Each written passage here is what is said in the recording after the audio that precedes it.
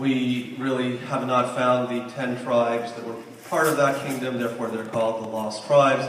The two remaining tribes, actually three, is Benjamin, Judah, Benjamin merged into Judah, and the Levites survived until 586 when the Babylonian king kicked them out of Judah. And famously, you see, Nebuchadnezzar was his name, carrying off the treasure from King Solomon's temple into exile. Had that exile lasted a little bit longer, in all likelihood the Jewish people would not have survived, because it was a temple-oriented society. The temple was destroyed, the people were evicted, but the Babylonian Empire did not last long. Cyrus, Persian king, defeated Nebuchadnezzar, and in 538 he encouraged the Jews to go back. Zerubbabel led 50,000 people. Ezra and Nehemiah came back about 30 years later, and they rebuilt the temple on a modest scale, and you had Jewish continuity in the land of Israel. So that continued through successive empires. We visited with the Romans. The Romans had another major exile after they destroyed the Second Temple in 70 CE. The Bar Kokhba revolt in 135 CE pretty much eradicated any hope of an independent Jewish sovereignty in what's now the state of Israel. For the duration of this course, I'm going to call that area the Yeshuv, because the Yeshuv is part and parcel with the Zionist movement that had early manifestations going back to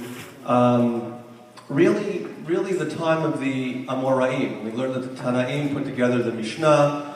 They were mostly in the Yeshuv, and then a lot of the Babylonian, by the way, when the Babylonian Empire collapsed and Cyrus let the Jews go back in 538, not all of them went back. So there was a consistent, persistent presence, Jewish presence in Babylonia for 1,000 years. And after the Bar Kokhba revolt, the major yeshivot, the major houses of learning, we became more of a Pharisaic, more of a rabbinical synagogue, worshiping wherever, not so dependent on a temple. For practical reasons, we didn't have a temple.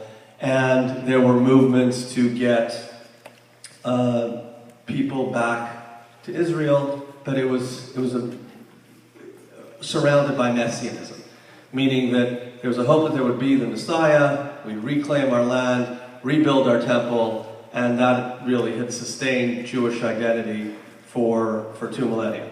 There were some very interesting incidents. Again, the prophecy is that the Messiah is likely to come after a calamitous period in Jewish history. Unfortunately, we've had too many calamitous periods in Jewish history, and therefore there were a lot of false starts. Can't go through all of them, but really, if you wanted to think of this class as a tour of the streets of Jerusalem, Tel Aviv, Haifa, Beersheba, major cities across Israel have streets named after heroes of the Bible, but also heroes of Zionism. So anytime now that you have a smartphone, Israel's got probably better Wi-Fi than most other countries. When you're next in Israel and you see a name on the street, you don't know who Katznelson was, you don't know who Hess was, you don't know who Pinsker was, you don't know who David El-Roi was, look it up. David El-Roi was a Kurd, he was a Jew living in Kurdistan, and he led a rebellion in 1160 to go back and claim the Jewish sovereignty in Israel. It failed.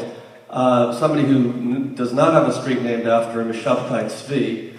He's famous for being the false Messiah. We've had several false Messiahs, but at the end of last class we talked about horrible pogroms the Jews suffered, and again it's hard to rank them, but there was a Cossack by the name of Chmelnytsky who in 1648 and 1649 tried to annihilate the Jews within the Pale of Settlement, and he failed, but hundreds of thousands of Jews were massacred. It probably was the most egregious example of systematic extermination in Jewish history until the Holocaust.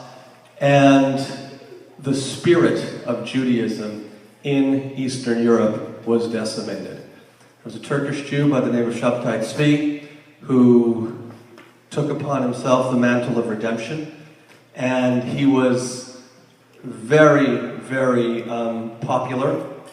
Unfortunately, it was yet another schism within the Jewish people living at the time, and this was during the Ottoman control of the land of Israel. The Turks actually captured him, gave him the choice to convert to Islam or die.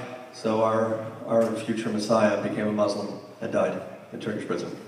So no street's named after him. But this was all built around Messianic redemption. And wherever Jews were suffering, people were talking about coming back to Zion. And if you go throughout, the migrations of Jewish people to the Yishuv were directly correlated to how much suffering they endured in other countries.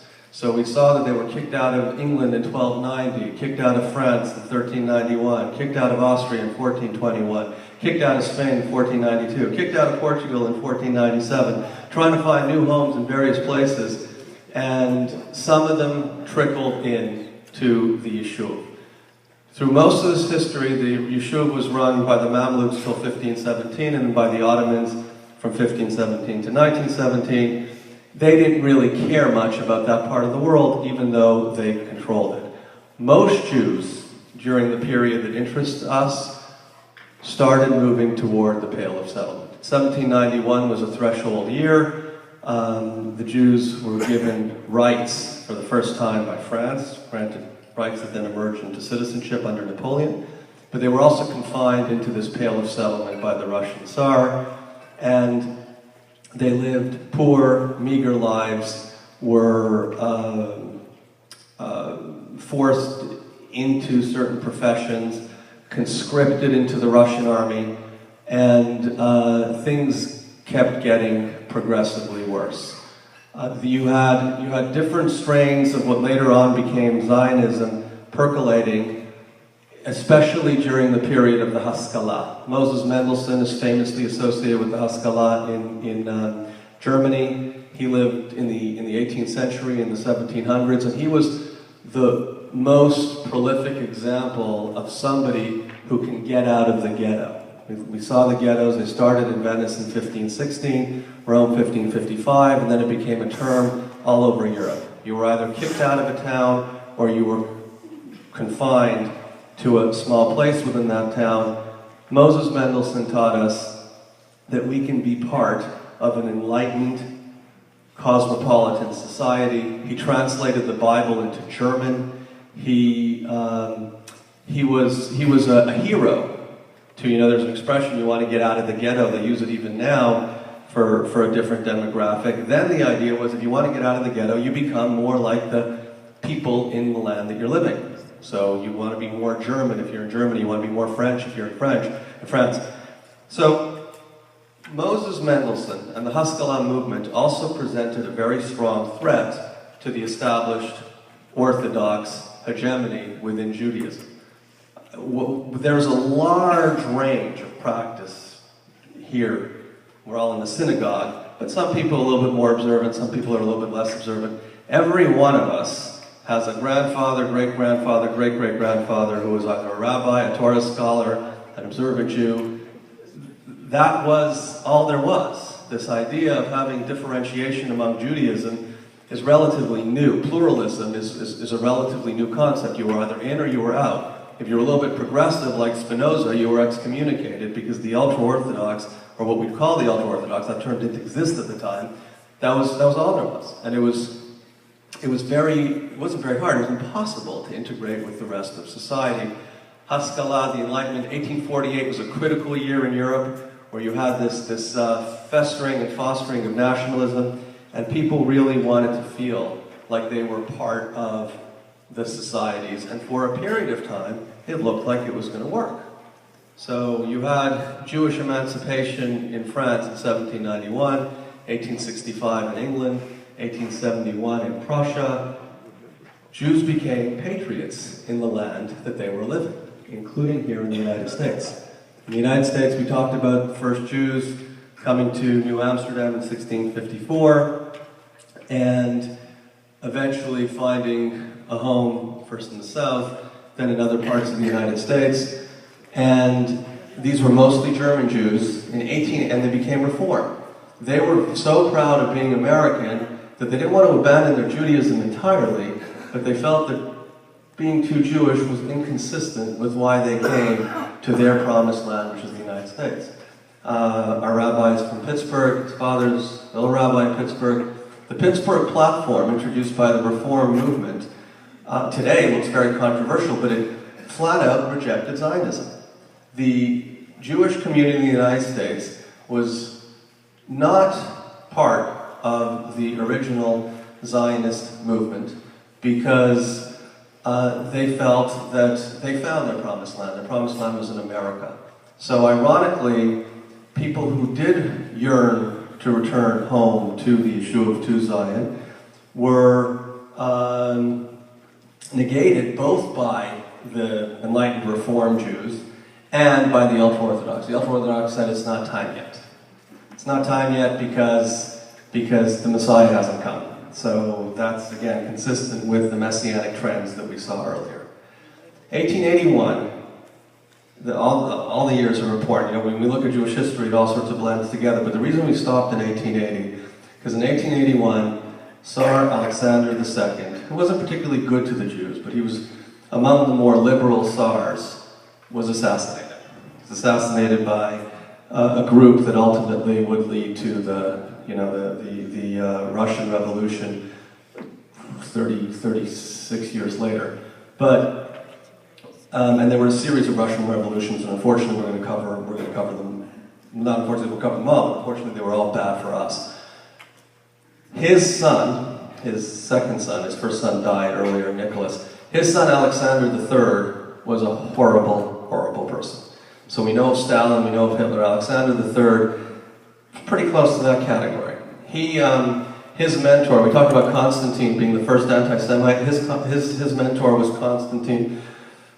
My mom will kill me for my Russian accent, but Pobodenetsov, who he was the head of the Holy Synod of the Russian Orthodox Church, and he basically instituted a state-sponsored program of pogroms. 1882 was the big one in Odessa, and they just never stopped. There were pogroms after pogroms after pogroms, on a small scale, but encouraged by the Tsar and his henchmen. And as a consequence, between 1882 and 1914, the Jewish population here in the United States increased over tenfold. 2 million Russian Jews moved to the United States. And that massively transformed the tapestry of Judaism here in the United States. Looking around the room, none of you moved here during that period, but some of your parents and grandparents were probably part of that immigration wave. And these people didn't care about Zionism, they cared about just finding a new life and escaping the horrors of what they endured in their old home. And when they got here, it was all about surviving. You know, it also changed the centers of demography and geography of the Jewish community here in the United States. You know, originally it was a very dominant Sephardic community living in the South. Charleston, South Carolina was the largest Jewish population until the 1830s. The new Jews who came at the end of the 19th century tend to congregate in the Northeast and the Midwest. So cities like New York, Chicago, Boston, Philadelphia became the new centers of Jewish life. And whether it's Delancey Street, Essex, Ellis Island, all these names are familiar to us because of that immigration wave. But not all of them came here. Some of them started going to Palestine. And today you hear about the Palestinians and the Israelis. There was no distinction. The Jewish people who wanted to go to the Yeshuv were going to Palestine. And the agencies that were set up to help them were Palestinian agencies, to help Palestinian Jews survive in what was a relatively inhospitable environment. And it wasn't inhospitable because, there were issues with the Arabs, and we'll take you through it, but the first Aliyah goes from, I would say 1882, time of these pogroms, till 1904. 35,000 Jews moved from mostly Russia to the Yeshuv, but there were people already there when they arrived.